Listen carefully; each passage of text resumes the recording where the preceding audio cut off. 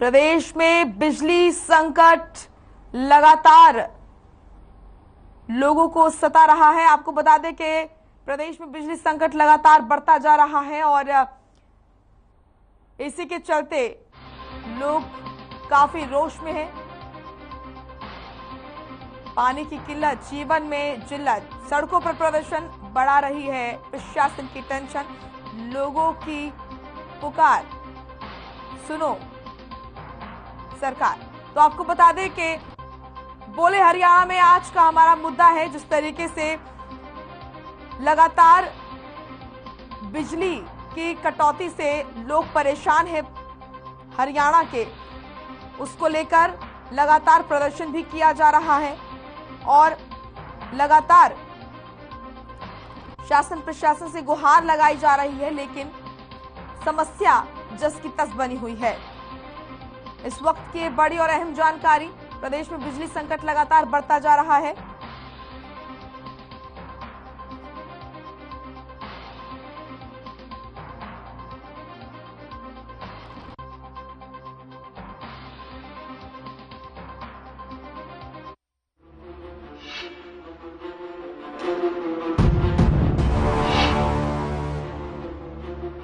गर्मी बनी पनौती, हो रही बिजली कटौती, पानी की किल्लत, जीवन में जिल्लत, सड़कों पर प्रदर्शन बढ़ा रही प्रशासन की टेंशन, लोगों की पुकार हमारी भी सुनो सरकार, बत्ती गुल, टेंशन फुल। एक तो गर्मी की मार, ऊपर से बिजली नहीं आने से चारों तरफ हाहाकार। जी हां, प्रदेश भर से कुछ ऐसी ही तस्वीरें सामने आ रही हैं, जहां बत्ती गुल होने की वजह से लोगों की परेशानी दिन दोगुनी और रात चौगुनी बढ़ गई है। आलम यह है कि प्रदेश की आर्थिक राजधानी कहे जाने वाले गुरुग्राम के कई इलाकों में करीब 10 घंटे तक बिजली काटी जा रही है, जिसके लिए बिजली विभाग की ओर से टाइम टेबल भी जारी कर दिया गया है। कटौती से परेशान होकर अब बिजनेसमैन भी इस विकराल समस्या से निजात के लिए सरकार से गुहार लगा रहे हैं। देखिए, अभी आज सरकार की नई गाइडलाइन है DHB में कि उनके हिसाब से इंडस्ट्री में 8 घंटे का क्लियर कट उन्होंने लिख दिया, जो कि बहुत ज़्यादा गलत है। इससे इंडस्ट्री, चाहे हरियाणा में गुड़गांव हो या फरीदाबाद हो, सभी जगह प्रभाव पड़ेगा और इंडस्ट्री ग्रोथ रुकेगी, क्योंकि कॉस्ट बढ़ जाएगी प्रोडक्ट की। और जो पोल्यूशन सरकार आधे घंटे भी जनरेटर चलाने के लिए अलाउ नहीं करती, वो 8 घंटे लगातार, किसी कंपनी का 2000 किलोवाट का, किसी कंपनी का 5000 मेगावाट के जनरेटर जो चलेंगे, तो पोल्यूशन का लेवल भी बढ़ेगा और इंडस्ट्री को जो लॉस है उससे क्या होगा, कहीं ना कहीं कंज्यूमर जो प्रोडक्ट है वो उसकी कॉस्ट बढ़ेगी। सरकार ने औद्योगिक क्षेत्र पे जो बिजली पावर कट का शेड्यूल बना है बिल्कुल गलत है। इससे उद्योग पूरी तरह प्रभावित हो जाएंगे। 8-8, 10-10 घंटे लेबरों को लेकर हम कहाँ जाए, जो प्रोडक्शन है वो भी नहीं दे पाएंगे। ऊपर से लेबर का बोझ, लेबर खाली बैठी रहेगी, लेबर की दिहाड़ी मजदूरी कहाँ से निकलेगी। सरकार ये बिल्कुल गलत कर रही है और जो सरकार 24 घंटे का बिजली का दावा करे बिल्कुल खोखला साबित हो रहा है। बात चाहे गुरुग्राम की करें या प्रदेश के दूसरे और जिले, शहर या गांवों की, हर तरफ बिजली कटौती लोगों पर त्रासदी बनकर टूट रही है। खैर, रतिया वालों की मुसीबत भी कम होने का नाम नहीं ले रही है। गुरुग्राम की ही तरह रतिया में भी बिजली कटौती तो हो ही रही है, साथ में लोगों को पानी की समस्या भी मुफ्त में मिल गई है। रतिया में बिजली और पानी की समस्या को लेकर लोग बीते 10 दिनों से शहर के वार्ड 3 और 4 में प्रदर्शन कर रहे हैं, लेकिन अभी तक इनकी भी सुनने वाला कोई नहीं है। सरकार का दोबारा निकले पे बिजली है नहीं, पानी है नहीं, लोग मरदे करते रहे। अज तक नौजवान सुइसाइड कर रहे हैं। उसका कारण है कि बेरोजगारी बढ़ गई है, पानी नहीं, बिजली नहीं, समस्या हल नहीं होती, सरकार सुती पई है।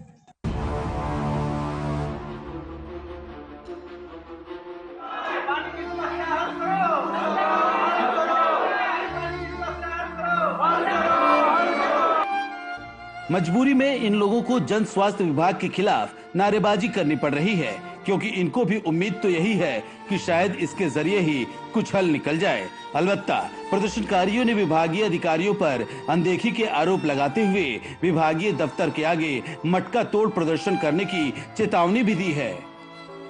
पानी की दिक्कत बहुत ज़्यादा आ रही है। हम 10 दिन हो गए रोज़ जा भी रहे हैं वाटर बस, लेकिन हमारी कोई सुनवाई नहीं हो रही। बस एक ही कह देते हैं अब जे हिसाब से मिलते हैं, पीछे मोटर मंगवा रहे हैं, कभी कुछ कहते हैं। अगर ऐसा ही रहा तो हम तो फिर खड़े हैं यहाँ पे और प्रदर्शन भी करेंगे। वहीं झज्जर पहुंचे बीजेपी के प्रदेश अध्यक्ष ओपी धनखड़ ने प्रदेश में जारी बिजली संकट पर कहा कि बिजली आपूर्ति के लिए दूसरे प्रदेशों से 500 मेगावाट बिजली ली गई है और जल्द ही लोगों को गर्मी में कटौती की समस्या से निजात भी मिल जाएगी। देश के कई राज्यों में संकट है, कोयले की दिक्कत है, सरकार पूरी मुस्तैदी से लगी हुई है।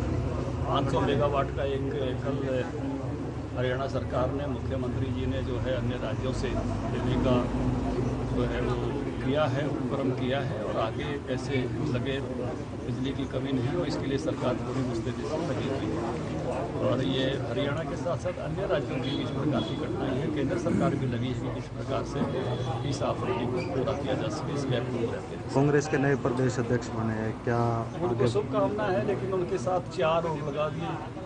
अगर पार्टी में अनुशासन हो, पार्टी के केंद्रीय नेतृत्व का प्रभाव हो तो एक ही अध्यक्ष बहुत होता है। 4 अध्यक्ष होने मतलब अध्यक्ष और उनके साथ जो है कार्यकारी अध्यक्ष लगाने का मतलब है गुटबाजी अभी झोंकी क्यों है। ऐसा ही प्रयोग पंजाब में हुआ था और पूरी तरह विफल हुआ है। सरकारी दावे या वादे जो भी हों, लेकिन हकीकत तो यही है कि लोगों के सामने बिजली कटौती की समस्या अभिशाप बनी हुई है, जो भीषण गर्मी में लोगों के ऊपर कहर बनकर टूट रही है। बिजली नहीं आने से लोगों का जीना मुहाल तो हो ही रहा है, साथ ही कई जगहों पर बिजली नहीं आने से पानी आपूर्ति का काम भी बाधित हो रहा है, जिससे लोगों की मुसीबतें भी 7वें आसमान पर पहुंच गई हैं। बहरहाल सरकार और उनके नुमाइंदों की तरफ से इस भीषण समस्या से निपटने के लिए दावे तो किए जा ही रहे हैं, लेकिन लोगों को इंतजार है कि आखिर इन दावों को अमली जामा कब पहनाया जाता है। गुरुग्राम से संजय खन्ना, रतिया से अशोक ग्रोवर और झज्जर से सुमित थारन के साथ ब्यूरो रिपोर्ट, हर खबर।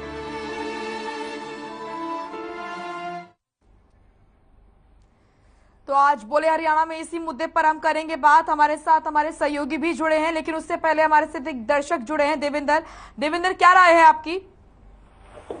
देखो जी, ये देश जब विकास कर सका है, जब देश के कर्मचारी जो सरकारी कर्मचारी हैं वो जब तक अपना धर्म नहीं समझेंगे, अपनी बात को नहीं समझेंगे, जब तक देश परेशान रहेगा। बिजली के जो कट लग गए हैं, कितने न कितने सरकार न बदनाम करना चाहिए। सरकारी कर्मचारी हैं, ये लापरवाही करे हैं, सरकार न बदनाम करना चाहे हैं। बिजली की पूर्ति कर नहीं पा रहे, कितने कितने काली दाल है। चाहे तो सरकारी कर्मचारी गलत है, चाहे ये सरकार गलत है। हमने नहीं गिरा, हम खुद परेशान है इस बात पर ले गए। यो तालमेल होना चाहिए, सरकार बैठे, सरकारी कर्मचारी बैठे, ताकि बिजली के कट जो लग गए हैं ये कितने कितने आम जनता ने परेशान करे हैं। और सबसे बड़ी समस्या तो मैडम यो है जो सरकार ने रेवेन्यू मिला है, जो पैसा मिला है वो बिजली दे तो मिला है, और ये सरकारी कर्मचारी लापरवाही कर रहे हैं। और फिर किधर किधर छापे मारे हैं, डायरेक्ट चलाव है, न्यू करे हैं, ये करे हैं, वो करे हैं, दुखीकरण का ही इनमें आग कर रहे हैं। ये अपनी ड्यूटी तो निभाते को ने, अपना धर्म तो निभाते को ने। देश के टैक्स का पैसा इतना मोटा पैसा ले हुए, ये तनख्वाह इतनी मोटी ले हुए हैं, लेकिन जनता ने परेशान रखे हैं। आम जनता जरूर परेशान है। बिजली की कटी भी इतने ज्यादा लगने लग रहे हैं। गर्मी का टाइम है, टेम्परेचर का टाइम है, कोरोना देश में बढ़ने लग रहा है। लोगों ने बचने की जगह मारना चाह रहे हैं। देश में लॉकडाउन चाह रहे हैं कि दोबारा हो जा, लोग बीमार हो जाए। कितने कितने ये सरकार ने बदनाम करना चाहे, हम नहीं चाहे। सरकार जब तक सरकारी कर्मचारी पर कदम नहीं उठाओगी, जब तक इन पर कार्रवाई नहीं करेगी, जब तक ये सरकारी कर्मचारी ना सुधरे। हम जब फोन कराए तो ये उल्टे सीधे बोले हमारे सोनीपत का इतना बुरा हाल है। एक बीजेपी का कार्यकर्ता जब फोन करके बिजली की तो है उससे फिर गाली दे वजह, तो ये कार्रवाई होनी चाहिए।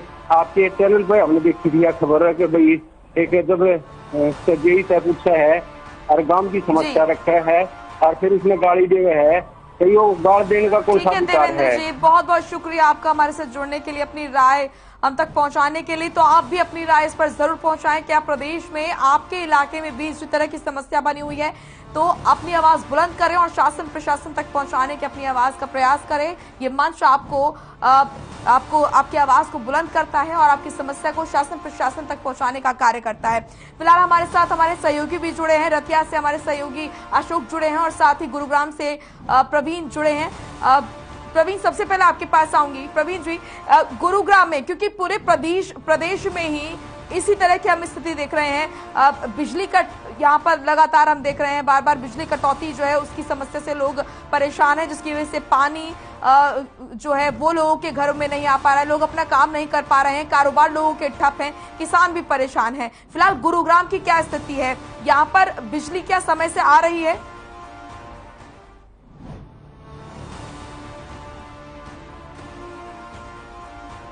प्रवीण जी, आप तक आवाज पहुंच रही है मेरी?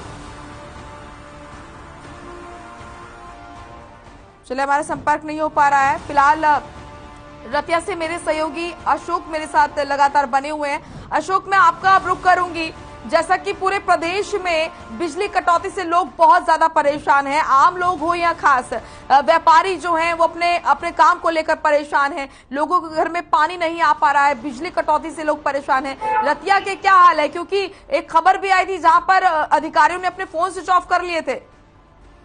देखिए, इसमें कोई दो राय नहीं है कि रतिया में बिजली की भारी कटौती है। पूरे प्रदेश के साथ रतिया में बिजली का बहुत बुरा हाल है। हालांकि बुधवार को ब्लैकआउट हुआ रतिया में, उसके बाद रोजाना दिन में 5-6 घंटे, रात को 2-3 घंटे बिजली का कट होना लाजमी है।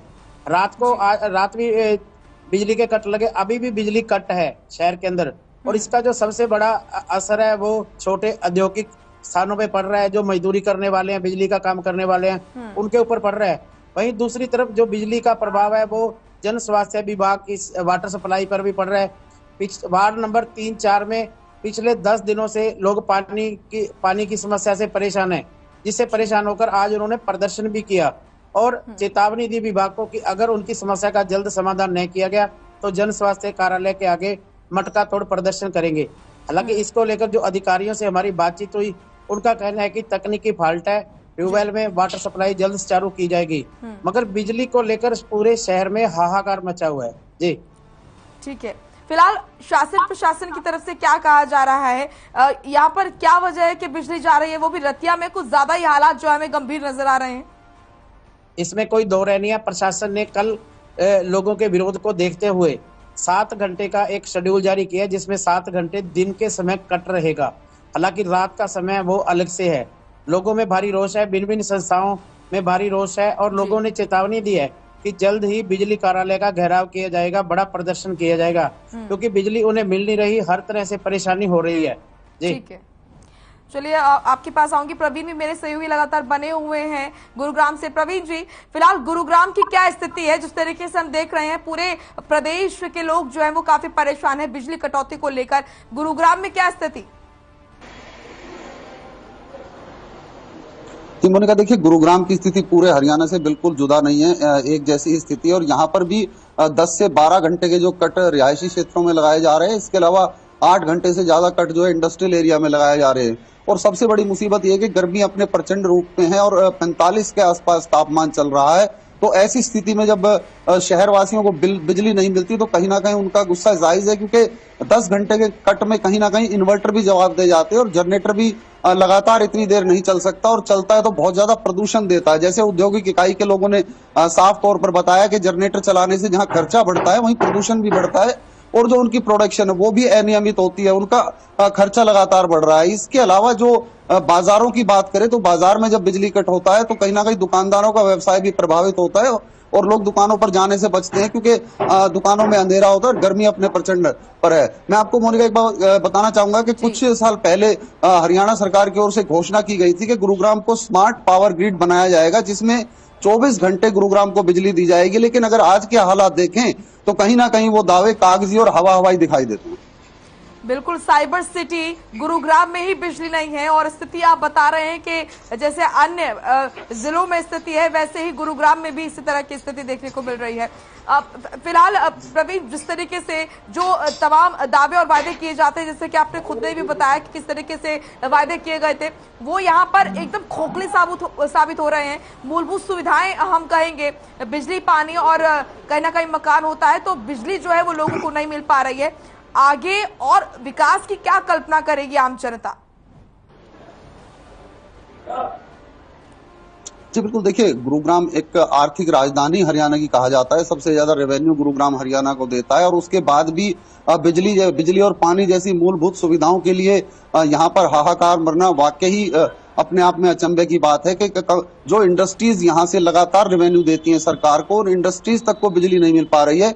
कुछ दिन पहले जो IMT मानेसर के इंडस्ट्रियलिस्ट हैं वो मुख्यमंत्री महोदय से भी मिले थे। मुख्यमंत्री ने आश्वासन भी दिया था कि वो बात करेंगे और जो अडानी जहां से बिजली आती है उनसे बात करने का आश्वासन मुख्यमंत्री ने दिया और फोन पर बात भी की है। बावजूद मुख्यमंत्री के बात करने के बाद भी बिजली की समस्या का हल ना होना बड़ी समस्या दिखाता है। हालांकि सरकार की ओर से 500 मेगावाट बिजली दूसरे राज्यों से खरीदने की बात कही गई है कि 500 मेगावाट बिजली दूसरे राज्यों से खरीदी जाएगी, क्योंकि जो हमारी खपत और आपूर्ति का अंदर है वो 1000 मेगावाट का है। तो सरकार की कोशिश है कि 500 जो मेगावाट है वो झारखंड से खरीदे और 500 के लिए और लगातार जो सरकार के मंत्री है वो प्रयास कर रहे हैं। बिजली मंत्री का भी कहना है कि जल्दी वो इस समस्या को सॉल्व कर लेंगे, लेकिन फिलहाल की जो स्थिति है वो वाकई हाहाकार वाली है और खतरनाक है, जिसको लेकर जनता काफी परेशान नजर आ रही है। बिल्कुल।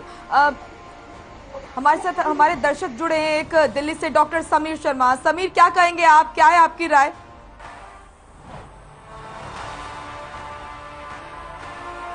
समीर, क्या आपको हमारी आवाज आ रही है?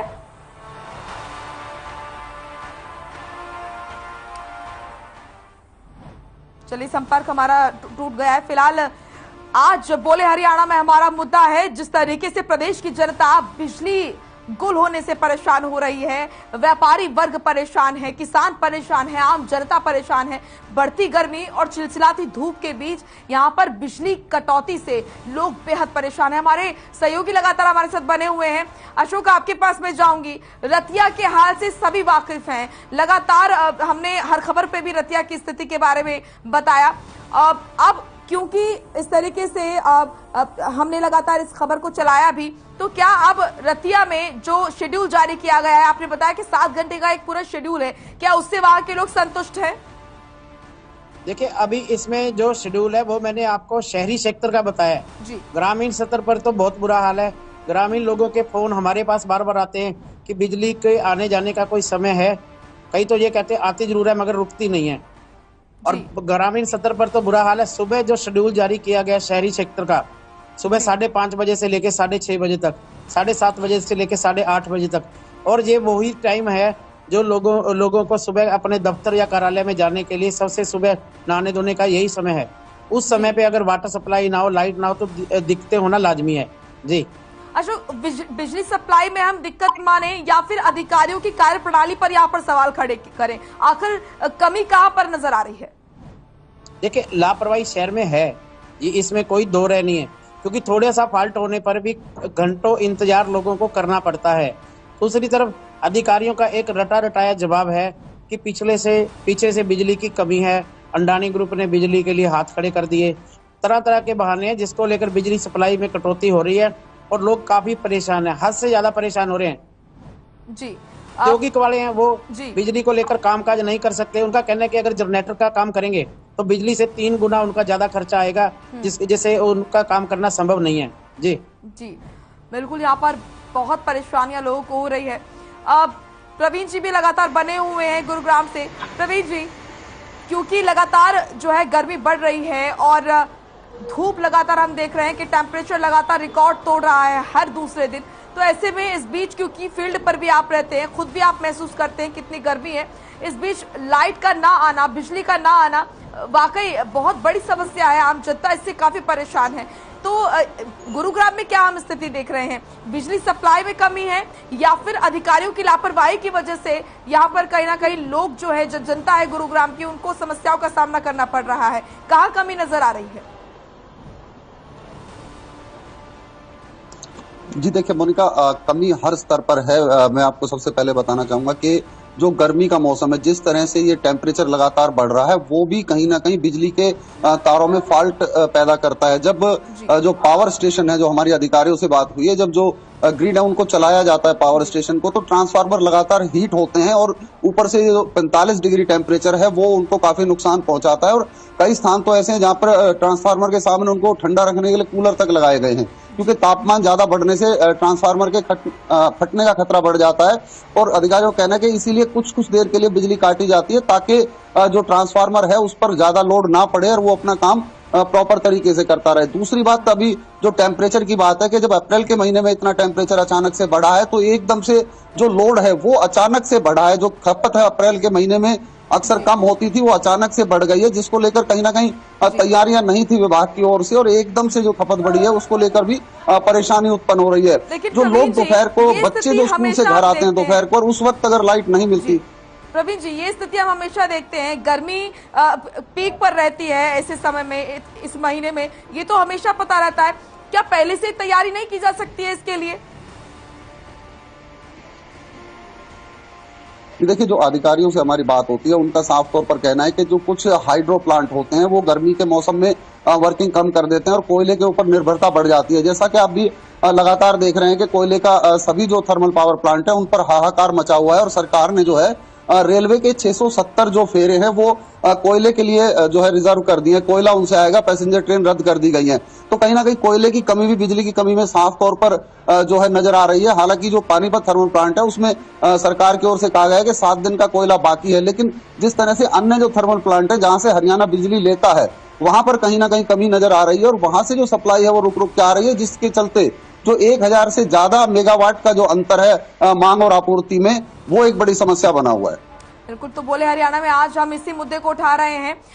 लगातार दर्शक भी हमारे साथ जुड़ रहे हैं, आप भी अपनी राय हम तक पहुंचा सकते हैं और बोले हरियाणा में अपनी आवाज को बुलंद करें, क्योंकि बोले हरियाणा एक ऐसा मंच है जो कि आपकी आवाज को बुलंद करता है और शासन प्रशासन तक आपकी समस्याओं को पहुंचाता है। हमारे सहयोगी अशोक भी लगातार बने हुए हैं। अशोक जी, यहाँ पर रतिया में जो स्थिति है फिलहाल, क्या प्रशासन की तरफ से, विभाग की तरफ से, अधिकारियों की तरफ से क्या आश्वासन दिया जा रहा है कि स्थिति जो है वो कुछ दिनों बाद बेहतर हो जाएगी? क्या इस तरह की कोई डेडलाइन दी गई है? कब तक ये चलता रहेगा? अधिकारियों से लगातार हमारी बातचीत होती रहती है। उनका ये कहना है कि बिजली की किल्लत है वो जल्द दूर की जाएगी, मगर धरातल पर सच्चाई कुछ और है। लोग बिजली के लिए हद से ज्यादा परेशान हैं, चाहे वो दुकानदार हो, किसान हो। किसानों की बिजाई का समय, अब उस समय में अभी भी उनको बिजली की जरूरत है, बिजली नहीं मिल रही।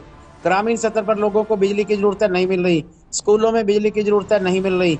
इसको लेकर परेशानी तो है। अधिकारी हैं वो मीठी गोली जरूर देते हैं कि जल्दी इसका समाधान किया जाएगा, मगर उनके हाथ में नहीं है। जब तक बिजली ऊपर से पर्याप्त मात्रा में शहर में नहीं आएगी तब तक बिजली देना अधिकारियों के लिए संभव नहीं है। जी बिल्कुल।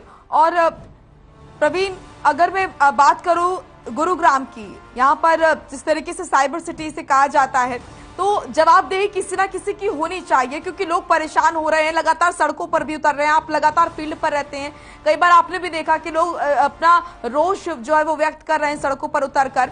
और ये सिर्फ यहाँ पर गरीब इंसान की नहीं, अमीर लोग भी इससे परेशान है, मिडिल क्लास भी इससे परेशान है, क्योंकि हमने देखा कि जो फ्लैट्स हैं और जो गांव हैं, ग्रामीण क्षेत्र से लेकर शहरी क्षेत्रों में भी लाइट नहीं आ रही है। तो यहाँ पर अगर मैं गुरुग्राम सिटी की बात करूं तो यहाँ पर क्या प्रशासन की वजह से, विभाग की तरफ से कोई प्रतिक्रिया दी गई, कोई आश्वासन दिया गया कि स्थिति ठीक हो जाएगी 1-2 दिन में?